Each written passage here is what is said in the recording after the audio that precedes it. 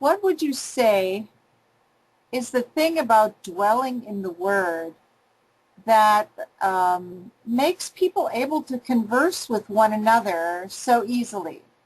Do you have an opinion about that?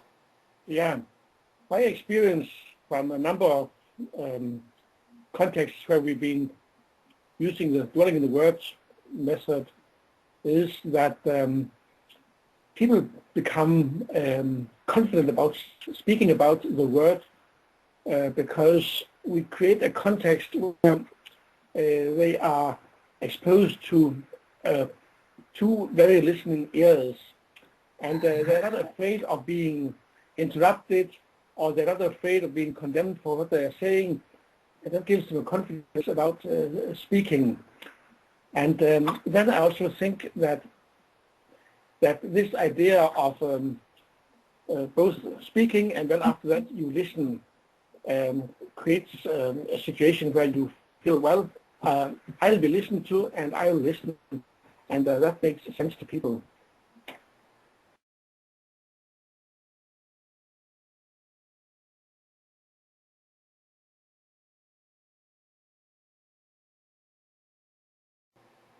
Do you see, especially in the Danish context, any future in doing dwelling between people who normally come to church and are kind of active in church life and people who are in some ways disconnected from church life except for the high festivals like baptism or wedding or something like that?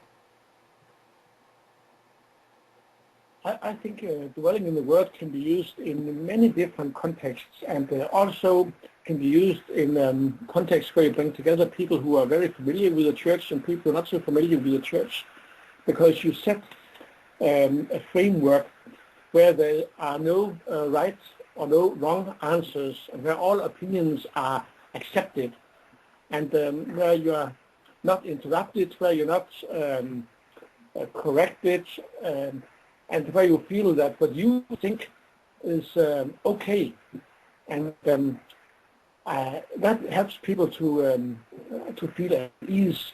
Many people in Denmark are afraid about talking about spiritual matters because they think it will end up in discussions or debates, which might not always be helpful. And here we create an atmosphere where we do not intend to bring people into debate and conflicts, but we help people to speak out their mind and to listen carefully and be accepted.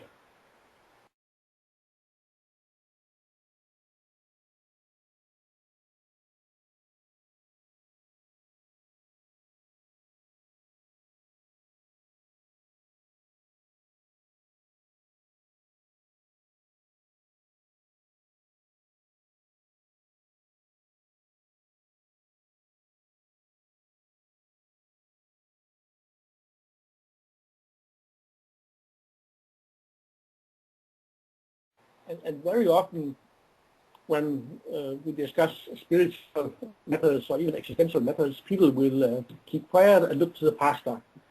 And the pastor will be happy about that, and the pastor will share his own very fine opinions. But here we make it legal or legitimate for lay people to speak to lay people, and that's somehow a wonderful experience for people. And we have experienced that some people have begun talking about things they would never ever talk about.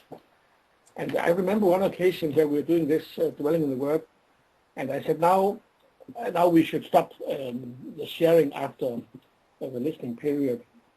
And they said, no, we need some more time because this has got us into a very deep conversation on top of what has been shared. So it's also kind of an icebreaker.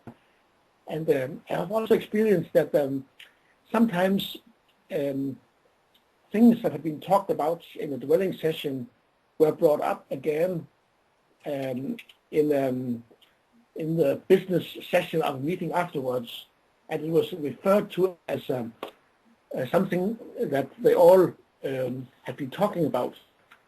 I remember using it in a very conflictual situation where I was called in as kind of a mediator in the organization, and we started a dwelling session, and we came to the situation where we should try to find a conclusion.